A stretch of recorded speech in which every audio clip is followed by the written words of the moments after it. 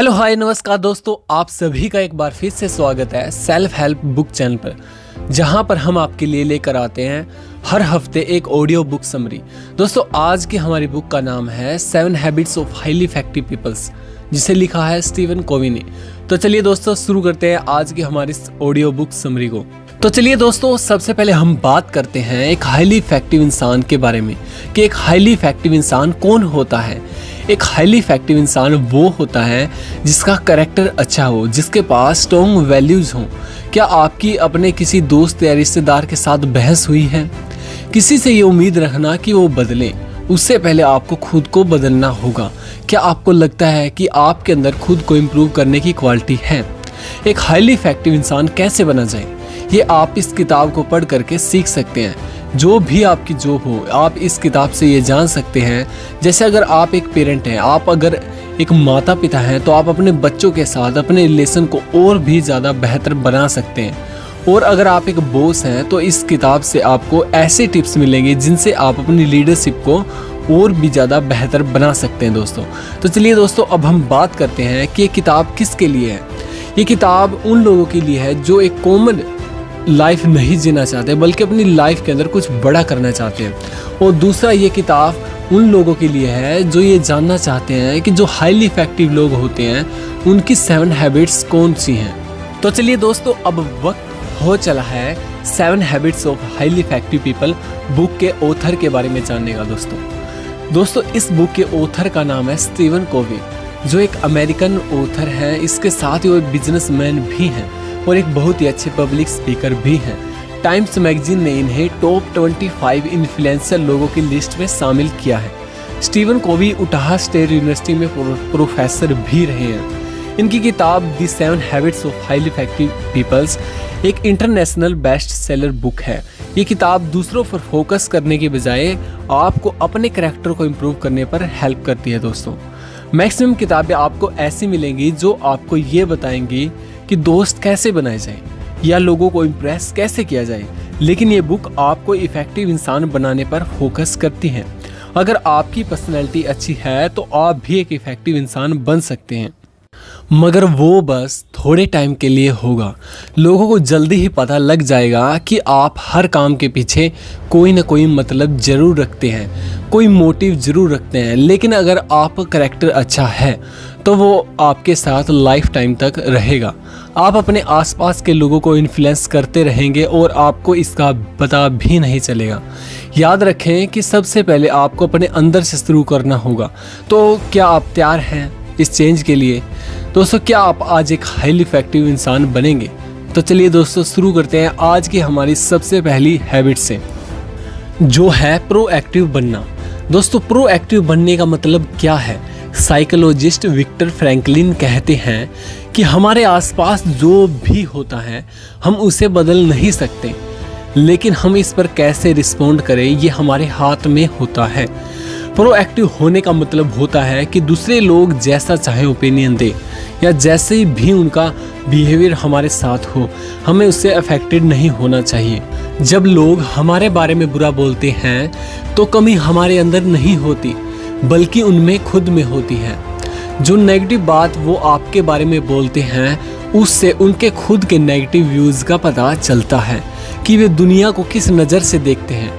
Proactive होने का मतलब ये भी है कि आप किसी भी बुरी सिचुएशन से अफेक्ट ना हो, फिर चाहे मौसम ख़राब हो या फिर ट्रैफिक। लेकिन एक प्रोएक्टिव इंसान का इससे कोई फ़र्क नहीं पड़ता। उसकी लाइफ में बुरा वक्त था, गरीबी आए, मगर वो हर वक्त में खुश रहेगा। एक प्रोएक्टिव इंसान बुरे से बुरे हालात में भी बगैर कोई कंप्लेन किए हुए काम करता रहेगा। प्रोएक्टिव का उल्टा होता है रिएक्टिव होना, और जो लोग रिएक्टिव होते हैं वो अपने इन्वायरमेंट से बहुत ही आसानी से इफेक्ट हो जाते हैं। अगर उनके साथ कुछ बुरा होता है तो वो खुद भी नेगेटिव बन जाते हैं। एक बार ऑथर स्टीवन कोवी जब सेक्रामेंटो में एक लेक्चर दे रहे थे, तब अचानक भीड़ में से एक औरत खड़ी हुई। वो बड़ी एक्साइटेड होकर कुछ बोल रही थी कि तभी उसकी नज़र लोगों पर पड़ी जो उसे घूर रहे थे। लोगों को ऐसा घूरता हुआ देखकर वो औरत वापस बैठ गई और अपना लेक्चर ख़त्म करने के बाद ऑथर जब उसके पास गए तो उन्हें मालूम पड़ा कि वो औरत दरअसल एक नर्स थी और एक बड़े बीमार पेशेंट की देखभाल कर रही थी। उसका वो पेशेंट हमेशा उस पर चिल्लाता रहता था क्योंकि उसकी नज़र में वो नर्स जो भी करती थी वो गलत करती थी। उसने कभी भी उस नर्स को थैंक यू तक नहीं कहा था। इन सब बातों की वजह से वो नर्स बहुत ही परेशान रहती थी, इसीलिए वो अपनी जॉब से बिल्कुल भी खुश नहीं थी।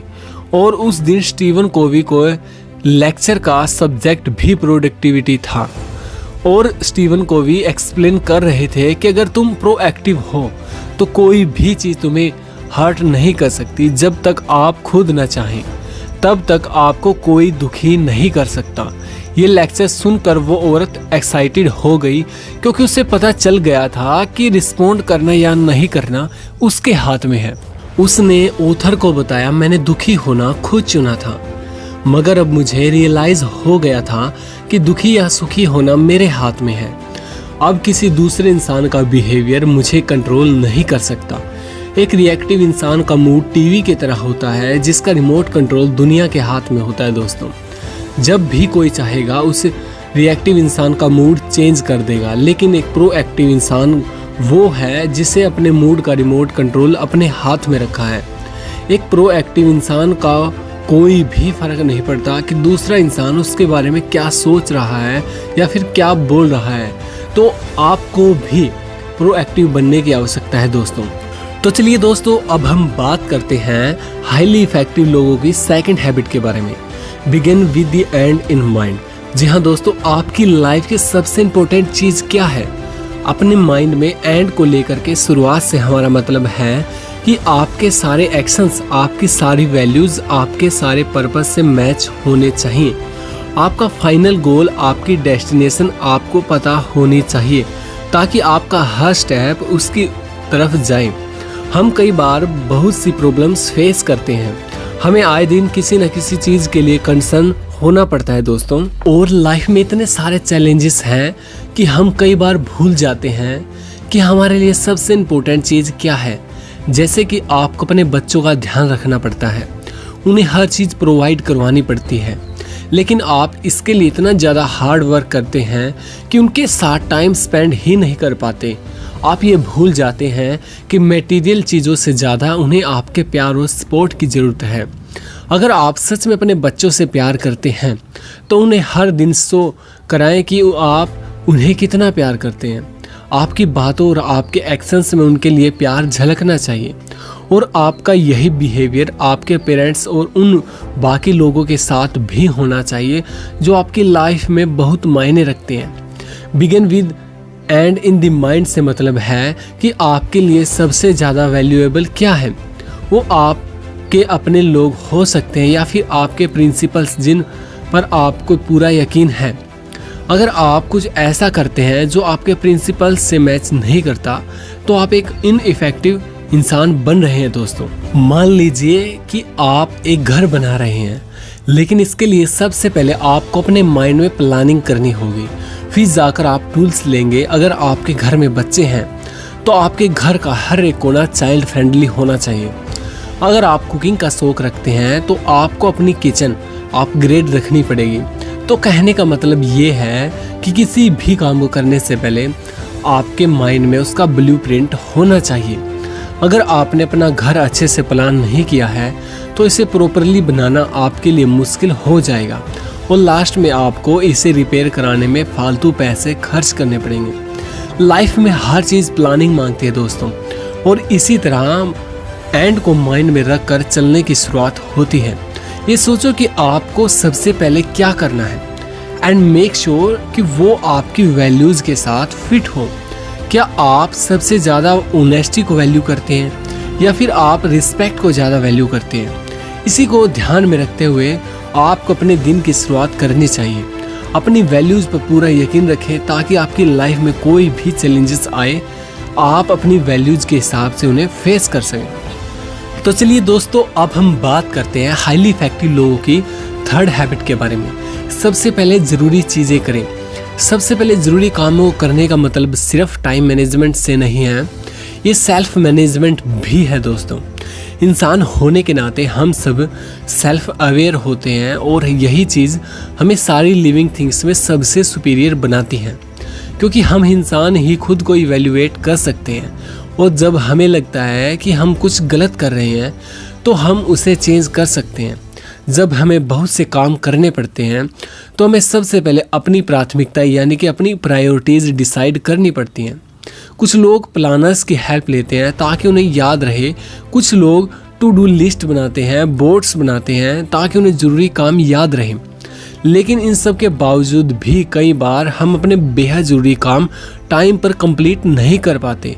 जब आपकी प्रायोरिटीज़ यानी कि आपकी प्राथमिकताएं कंप्लीट नहीं हो पाती तो सेल्फ डिसिप्लिन आपकी प्रॉब्लम नहीं है। असली प्रॉब्लम ये है कि आपने अपनी प्राथमिकताओं को दिल और दिमाग में बिठाया ही नहीं। आपने ये सोचा ही नहीं कि ये सब काम आपके लिए इम्पोर्टेंट क्यों हैं। ज़रा इनके बारे में सोचिए, ये सब आपको और ज़्यादा मोटिवेट करेगा। टाइम मैनेज करना चैलेंज नहीं है बल्कि खुद को मैनेज करना है। सबसे पहले ज़रूरी चीज़ें करें, इस बात का मतलब है कि अपनी प्रायोरिटीज़ को पहले नंबर पर रखें। और इसका मतलब ये भी है कि ज़रूरत पड़ने पर आपको ना बोलना भी आना चाहिए। जब आपके पास करने के लिए ढेर सारा काम होता है तो उन टास्क को ना बोल दीजिए जो आपके लिए इम्पोर्टेंट नहीं है। तो चलिए दोस्तों, इसे एक एग्जाम्पल से समझते हैं। एग्जाम्पल के लिए सैंड्रा को एक कम्युनिटी प्रोजेक्ट का चेयरपर्सन बनने का मौका मिला, मगर उसके पास पहले से इम्पोर्टेंट टास्क थे, लेकिन प्रेशर में आकर उसे हाँ बोलना पड़ा। सैंड्रा ने जब अपनी पड़ोसी कोनी को पूछा कि क्या वो भी इस प्रोजेक्ट को ज्वाइन करना चाहेगी, सैंड्रा की बात सुनकर कोनी ने कहा, सैंड्रा ये प्रोजेक्ट काफ़ी मज़ेदार लगता है, लेकिन कुछ रीजंस की वजह से मैं इसमें पार्टिसिपेट नहीं कर पाऊंगी, मगर सच में तुम्हारे इस इनविटेशन को मैं अप्रिशिएट करती हूँ। और ये सब सुनने के बाद सैंड्रा को लगा कि जैसे कोनी ने कहा उसे भी ऐसा ही करना चाहिए था। वो भी तो पोलाइटली मना कर सकती थी जब उसे चेयरपर्सन बनने के लिए बोला गया। ये प्रोजेक्ट कम्युनिटी के लिए अच्छा था, लेकिन कोनी को अपनी टॉप प्रायोरिटीज़ मालूम थी, इसीलिए उसने ना बोल दिया, क्योंकि उसके पास करने के लिए दूसरे काम थे और इसीलिए उसने पोलाइटली ना बोलने की हिम्मत की। अगर आप अपनी प्रायोरिटीज़ अपने दिल और दिमाग में अच्छे से प्लान कर लेंगे तो आपके लिए बाकी चीज़ों को ना बोलना आसान हो जाएगा दोस्तों, और आप ज़रूरी कामों को आसानी से टाइम पर पूरा कर पाएंगे। सेल्फ डिसिप्लिन से ज़्यादा ज़रूरी है कि आपके पास विल पावर हो जिससे आप ज़रूरी कामों को पहले पूरा कर सकें। तो चलिए दोस्तों, अब हम बात करते हैं हाईली इफेक्टिव लोगों की फोर्थ हैबिट के बारे में। Think win win. Win win एक ऐसा सॉल्यूशन है जो आपको और उन लोगों को जिनसे आप इंटरेक्ट करते हैं काफ़ी बेनिफिट देगा। जब भी आपका अपनी फैमिली या अपने कलीग्स के साथ कोई इश्यू होता है तो आपको कोई सॉल्यूशन निकालना ही पड़ता है दोस्तों, जिससे सबका भला हो। विन विन बेस्ट सॉल्यूशन है दोस्तों। अगर कोई जीतता है और दूसरा हारता है तो इससे एक लंबा और मजबूत रिलेशन नहीं बन पाएगा। इमेजिन करो कि आपका अपने कलीग्स के साथ डिसएग्रीमेंट हो जाता है, तो आपको ये करना है कि जो भी बात हो, जो भी प्रॉब्लम हो, उस पर खुलकर बात करनी है। उसका कोई ऐसा सॉल्यूशन निकालना है जो आप दोनों के लिए सही हो, लेकिन आपके कलीग को आप खुद पर हावी न होने दें और ना ही आप उस पर हावी हों। आप दोनों का रिश्ता एकदम बैलेंस होना चाहिए, जिसमें आप दोनों की जीत हो। इस तरह से आपके और आपके कलीग्स के बीच तालमेल बना रहेगा, जिससे आप एक टीम की तरह काम कर सकते हैं दोस्तों, और एक दूसरे के साथ compete करने के से ज़्यादा अच्छा है ये। अब इमेजिन करें कि आप बॉस हो और आपका अपने किसी एम्प्लॉयज़ के साथ डिसएग्रीमेंट हो गया है, तो जाहिर सी बात है कि आपकी बात ऊपर रहेगी, क्योंकि आपका एम्प्लॉयज़ अपनी जॉब की वजह से आपके सामने चुप ही रहेगा। एक बॉस होने के नाते बेशक आप आर्ग्यूमेंट में जीत जाएं, लेकिन लॉन्ग रन में देखेंगे तो आपकी हार होगी, क्योंकि आप अपने एम्प्लॉयज़ को नीचा दिखा करके उन्हें मोटिवेट नहीं कर सकते। वो आपके लिए काम तो करेगा लेकिन मन मार के, तो कुल मिलाकर नुकसान तो आपका ही हुआ। कॉम्प्रोमाइज़ करना हमेशा अच्छा होता है, फिर भले ही आप बॉस क्यों ना हो। आपके लिए यही अच्छा होगा कि आप अपनी पोजीशन का इस्तेमाल न करें। अपने एम्प्लॉयज़ को खुश रखने में ही आपका फ़ायदा है दोस्तों। अगर आप हमेशा विन विन सिचुएशन सेटल करते हैं तो आपके एम्प्लॉयज़ ज़्यादा इफ़ेक्टिव रहेंगे और ये आपकी कंपनी के लिए और भी ज़्यादा फ़ायदेमंद होगा। साथ ही आपके बार बार लोगों को हायर करके उन्हें ट्रेन करने की ज़रूरत भी नहीं पड़ेगी। विन विन सिचुएशन सिर्फ वर्क प्लेस पर ही नहीं अप्लाई होती दोस्तों, ये हर तरह के रिलेशनशिप में भी एप्लीकेबल होती है। दोस्तों, जब भी आपके पार्टनर अपने दोस्तों या अपने पड़ोसियों के साथ डिसएग्रीमेंट हो तो आपको विन विन सिचुएशन के बारे में सोचना है और आप फिर देखेंगे कि कैसे आपके रिलेशंस और भी ज़्यादा बेहतर हो जाएंगे और आपके रिलेशंस में और भी ज़्यादा प्यार और विश्वास देखने को मिलेगा। तो चलिए दोस्तों, अब हम बात करते हैं हाईली इफेक्टिव लोगों की 5th हैबिट के बारे में। पहले खुद दूसरों को समझने की कोशिश करें, फिर दूसरों से उम्मीद करें कि वो आपकी बात समझें। क्या आपको याद है कि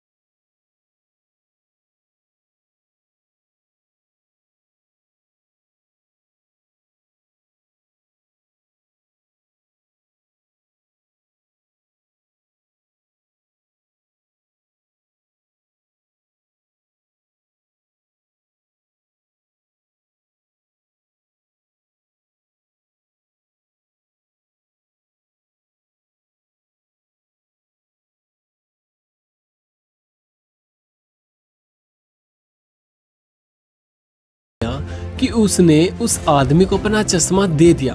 ऑप्टोमेट्रिस्ट ने कहा, इन्हें पहनो, मैं पिछले 10 सालों से यही चश्मा पहनता आया हूँ और मुझे साफ दिखाई देता है और मेरे पास एक जोड़ी एक्स्ट्रा पेयर घर पे रखा है, तो तुम ये वाले पहन लो।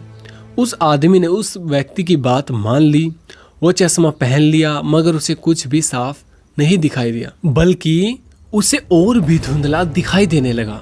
ये बहुत अच्छे ग्लासेज है, तुम और कोशिश करो सही ढंग से देखने की, उस ऑप्टोमेट्रिस्ट ने कहा। तो उस आदमी ने फिर से ट्राई किया, लेकिन उसकी लाख कोशिशों के बाद भी उसे उस चश्मे से कुछ भी दिखाई नहीं दे रहा था। अब ऑप्टोमेट्रिस्ट ने उसे कहा कि वो पॉजिटिव सोचे। इस पर उस आदमी ने जवाब दिया, ओके।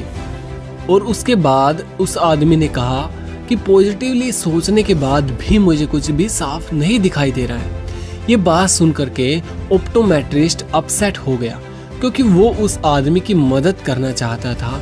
उसे लगा कि वो आदमी झूठ बोल रहा है और अनग्रेटफुल है। हम भी कई बार ठीक इसी तरह से उस ऑप्टोमेट्रिस्ट की तरह बिहेव करते हैं। हम यही करते रहते हैं कि अगर मैं तुम्हारी जगह होता या मेरी बात मान करके देखो, लेकिन हम कभी भी ये ट्राई नहीं करते कि वो आदमी वाकई में कैसा फील कर रहा होगा। और इसका रिजल्ट ये निकलता है कि वो इंसान हम पर कभी भी यकीन नहीं करेगा और ना ही हमारे पास दोबारा अपनी प्रॉब्लम को लेकर के आएगा। अगर आप सच में किसी की हेल्प करना चाहते हैं तो आप सबसे पहले उसे समझने की कोशिश करें। ऐसा करके आप उसका ट्रस्ट जीत सकते हैं और उन्हें यकीन हो जाएगा कि आपके एक्शंस के पीछे कोई मोटिव नहीं है, बस आप उसकी हेल्प करने की इच्छा से ये सब कर रहे हैं और वो इंसान आपको समझने की कोशिश करेगा। तो चलिए दोस्तों, अब वक्त हो चला है हाईली इफेक्टिव लोगों की 6th हैबिट के बारे में बात करने का, जो है सिनराइज। सिनर्जी का मतलब है दोस्तों the whole is greater than the sum of its part. यदि जब एक आदमी दूसरों की मदद करता है तो दोनों साथ मिलकर के बहुत कुछ एकम्प्लिश कर सकते हैं दोस्तों। जब एक टीम का मेंबर दूसरी टीम के मेंबर के साथ मिल करके काम करता है तो वो दोनों अकेले इंसान के मुकाबले बहुत कुछ अचीव कर सकते हैं। जब भी लोग किसी नेचुरल डिजास्टर को फेस करते हैं, जैसे कि आग लगना या फिर टाइफून या फिर अर्थक्वेक जैसा, तो लोग मिल करके इकट्ठा होते हैं और मुसीबत में पड़े लोगों की मदद करते हैं। तब लोग अपने डिफरेंसेस को भूल जाते हैं। मुश्किल सिचुएशंस लोगों के अंदर कोऑपरेट करने की फीलिंग्स लेकर के आती है और सब तुरंत मिलजुल करके सरवाइव करने की कोशिश करते हैं दोस्तों। सिनर्जी का मतलब है कोऑपरेट और कोलैबोरेशन। इसका मतलब साथ मिलकर के चलना और कंबाइन एफर्ट से भी है। चाहे कोई भी ग्रुप क्यों ना हो, अगर आपस में मिलजुल करके काम करेंगे तो बेनिफिट जरूर मिलेगा दोस्तों। लेकिन प्रॉब्लम तो ये है दोस्तों कि ये तालमेल हमारी डेली लाइफ में नहीं हो पाता। लोग आपस में डिफरेंसेस दूर करना ही नहीं चाहते। उन्हें बड़ा मुश्किल लगता है क्योंकि हर किसी का डिफरेंट पॉइंट ऑफ व्यू होता है, डिफरेंट वे ऑफ थिंकिंग होती है दोस्तों। हम इस दुनिया को अलग अलग नज़र से देखते हैं क्योंकि हम खुद के हिसाब से दुनिया देखते हैं। हमें ये समझना होगा कि दुनिया को देखने का हमारा नज़रिया लिमिटेड होता है, इसीलिए हमारी सोच भी लिमिटेड है। हमें दूसरे लोगों को जानने और उनके एक्सपीरियंसेस को समझने की खास ज़रूरत है। ये किसी ऑप्टिकल इल्यूजन की तरह है। हो सकता है कि जो मुझे एक यंग लेडी नज़र आ रही है वो आपको एक बूढ़ी औरत दिखाई दे। हम दोनों ही उस इमेज को अलग अलग तरीके से बता रहे हैं। हालांकि हम दोनों अपनी जगह सही हैं, तो इस बात पर बहस करने का कोई फ़ायदा नहीं है। तालमेल बैठाने के लिए हमें एक दूसरे के पॉइंट ऑफ व्यूज़ को समझना होगा। इस तरह से हम बिग पिक्चर को देख सकते हैं दोस्तों। Synergy means cooperation. इसका मतलब है कि अपने डिफरेंसेस को एक्सेप्ट करना और एक दूसरे के विचारों की कदर करना, और ये कभी साबित करने की कोशिश न करें कि बस आप ही सही हैं और जो सामने वाला बंदा है वो गलत है। उस इंसान के भी नज़रिए को समझने की कोशिश करें। इससे आपकी नॉलेज ही बढ़ेगी दोस्तों और कोई नुकसान नहीं होगा। और बहसबाजी करने से बेहतर और भी कई रास्ते हैं जो आपकी प्रॉब्लम को सॉल्व कर सकते हैं। जब आप दूसरे लोगों के व्यूज़ की रिस्पेक्ट करने लगते हैं तो आप उनके साथ मिल करके काम भी कर सकते हैं। आपको ऑपरेटिव करके उनके साथ मिल करके कई सारी नॉलेज और अच्छी चीज़ें क्रिएट कर सकते हैं दोस्तों। तो चलिए दोस्तों, अब हम बात करते हैं हाईली इफेक्टिव लोगों की 7th हैबिट के बारे में, sharpen the saw. Sharpen the saw से हमारा मतलब है कि आपने सबसे बड़े एसेट को शार्पन करें, यानी हमेशा कुछ नया सीखते रहें। और आपका सबसे बड़ा एसेट आप खुद हैं। आपको रेगुलरली खुद को न्यू करना होगा। आपकी लाइफ के हर एक एस्पेक्ट में आपको अपने आप को इम्प्रूव करने की कोशिश करनी है। मतलब साइकोलॉजिकली, स्पिरिचुअली, मेंटली, सोशली और इमोशनली। आप रेगुलर एक्सरसाइज से खुद को रिव्यू कर सकते हैं दोस्तों। इसके लिए ज़रूरी नहीं है कि आप जिम जाएं या फिर महंगे इक्विपमेंट ही खरीदें। आप घर पर ही सिंपली एक्सरसाइज कर सकते हैं। आप रनिंग कर सकते हैं, आप जॉगिंग कर सकते हैं। अगर आप एक्सरसाइज नहीं करते तो स्लो तरीके से कोई भी एक्टिविटी कर सकते हैं और फिर आप देखेंगे कि डे बाय डे आपकी बॉडी इम्प्रूव हो रही है दोस्तों। और इसी तरह से आपको अपनी स्पिरिट को भी रिन्यू करने की आवश्यकता है दोस्तों। ऐसा कई बार होता है जब आप खुद को थका हुआ पाते हैं दोस्तों। रोज़मर्रा के चैलेंजेस से हम बहुत ज़्यादा थक जाते हैं, तो हमें खुद को इंस्पायर करने की बेहद आवश्यकता होती है। और आप खुद को इंस्पायर करने के लिए म्यूजिक सुन सकते हैं, बुक रीडिंग कर सकते हैं या फिर नेचर के साथ जुड़ करके आप खुद को इंस्पायर कर सकते हैं दोस्तों। ये आप पर डिपेंड करता है कि आपकी स्पिरिट किस तरीके से अच्छा फील करेगी। कभी कभी एक ब्रेक लेना भी ज़रूरी होता है ताकि आप खुद को टाइम दे सकें। और कई बार आपको अपने बारे में सोचने के लिए भी टाइम होता है। जब हम यंग होते हैं तो हमारा दिमाग खुद ही अपनी एक्सरसाइज कर लेता है दोस्तों। लेकिन एक बार स्कूल ख़त्म करने के बाद हम शायद ही कोई बुक पढ़ने का टाइम निकाल पाते हैं या फिर कुछ नया सीख पाते हैं। लेकिन लर्निंग केवल स्कूल तक ही सीमित नहीं होती और हम इसके बाद भी खुद को एजुकेट करने के लिए तरीके ढूंढ सकते हैं। अपनी डेली रूटीन के कामों को हट करके हमें कुछ नई चीज़ें ट्राई करने की कोशिश करनी चाहिए दोस्तों। खुद को चैलेंज करें कि आप कम से कम हर महीने एक बुक पूरी तरह से पढ़ेंगे। और जो लोग बहुत ज़्यादा बिजी हैं और बुक नहीं पढ़ सकते, उनके लिए हमने सेल्फ हेल्प बुक चैनल बनाया है। हमारे सोशल और इमोशनल एस्पेक्ट एक दूसरे के साथ क्लोजली जुड़े होते हैं। ऐसा इसलिए होता है क्योंकि हमारे इमोशंस लोगों के साथ इंटरेक्ट करने के बाद ही पैदा होते हैं। हर दिन हमें दूसरों के साथ अपने रिलेशंस इम्प्रूव करने को मौका चाहिए। तभी तो कहा गया है कि अर्न योर नेबर्स लव, यानी कि अपने पड़ोसियों से प्यार करें। अगर आप एक काइंड नेचर पर्सन है तो यकीन मानिए आप एक लंबी खुशहाल लाइफ जिएंगे। अब इमेजिन करें कि आप जैसे जंगल में वॉक पर गए हों, आपको एक आदमी नजर आता है जो एक छोटे से पेड़ को काट रहा है। आप देखते हैं कि वो आदमी काफी थक चुका है, तो आप उससे पूछते हैं कि वो कितनी देर से ऐसा कर रहा है। तो वो आदमी कहता है करीब 5 घंटे हो गए हैं और अब मैं थक कर चूर चूर हो गया हूँ। ये बड़ी मेहनत वाला काम है। तो आप उस आदमी को सलाह देंगे कि उसे कुछ मिनटों का ब्रेक लेना चाहिए। हो सकता है कि उसे अपनी यानी कि अपनी आरी को शार्प करने की आवश्यकता है। और आप उसे ये भी कह सकते हैं कि मुझे यकीन है कि इससे आपका काम और भी ज़्यादा तेज़ी से होगा। मगर वो आदमी आपको मना कर देता है। वो कहता है कि वो आदमी यानी कि वो इतना बिजी है कि उसके पास अपनी को यानी कि अपनी आरी को तेज़ करने का भी टाइम नहीं है। अब किसी भी चीज़ को इफेक्टिवली कट करने के लिए यानी कि आरी को तेज़ करने की आवश्यकता होती है। ठीक इसी तरह से खुद को भी और ज़्यादा इफेक्टिव बनाने के लिए हमें भी अपने एसेट साफ करने होंगे और टाइम निकाल करके खुद को रिन्यू करना ही पड़ेगा दोस्तों। क्योंकि जो टूल्स आपकी लाइफ में ज़रूरी हैं वो तो आपके पास हैं, बस उनको शार्प करने की ज़रूरत बीच बीच में हमें पड़ जाती है। और दोस्तों आपकी एसेट्स हैं आपकी बॉडी, माइंड और आपकी सोल, और आपको इन्हें शार्प करना कभी नहीं भूलना चाहिए। तो चलिए दोस्तों, अब वक्त हो चला है 7 habits of highly effective people book के कंक्लूजन का। दोस्तों आपने इस बुक को में 7 हैबिट्स के बारे में जाना जो कि हाईली इफेक्टिव लोग अपने जीवन के अंदर फॉलो करते हैं।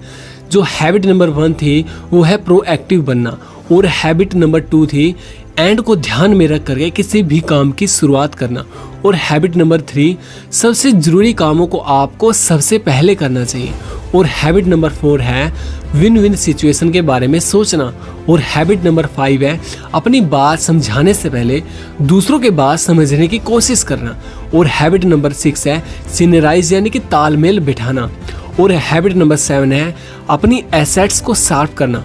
तो दोस्तों हैबिट नंबर 1, 2 और 3 आपको अपना करैक्टर इम्प्रूव करने में मदद करेगी, और हैबिट नंबर 4, 5 और 6 से आप दूसरों के साथ अपने रिलेशंस को और भी ज़्यादा बेहतर बना सकते हैं, और लास्ट हैबिट नंबर 7 से आप अपनी ये क्वालिटीज़ लाइफ टाइम तक मेंटेन कर सकते हैं दोस्तों। अब जो भी आपने इस बुक में सीखा है उसे डेली लाइफ में अप्लाई करना सीखें। जब कभी भी आपको बुरी सिचुएशन फेस करनी हो तो आपको उस टाइम में प्रोएक्टिव बनने की कोशिश करनी है, और जब भी आपका किसी के साथ कॉन्फ्लिक्ट होता है तो आप उस समय में विन विन सिचुएशन के बारे में सोचें, और जब भी आप कोई चीज़ बार बार करेंगे तो आपकी वो हैबिट बन जाएगी। जैसा कि एरिस्टो ने कहा है कि हम वही बनते हैं जो हम बार बार लगातार करते हैं। तो एक्सीलेंस कोई एक्ट नहीं है दोस्तों, बल्कि हैबिट से आती है। तो दोस्तों इसी के साथ हमारी ये समरी यहाँ पर समाप्त होती है। आप कमेंट सेक्शन में जा करके अपने थॉट्स हमारे साथ शेयर कर सकते हैं, और आप बता सकते हैं कि आपको ये समरी कैसे लगी और नेक्स्ट समरी आप किस बुक पर चाहते हैं दोस्तों। तो तब तक हंसते रहिए, मुस्कुराते रहिए, और चैनल को सब्सक्राइब करना बिल्कुल भी नहीं भूलिए दोस्तों। तो तब तक के लिए जय हिंद दोस्तों, जय हिंद।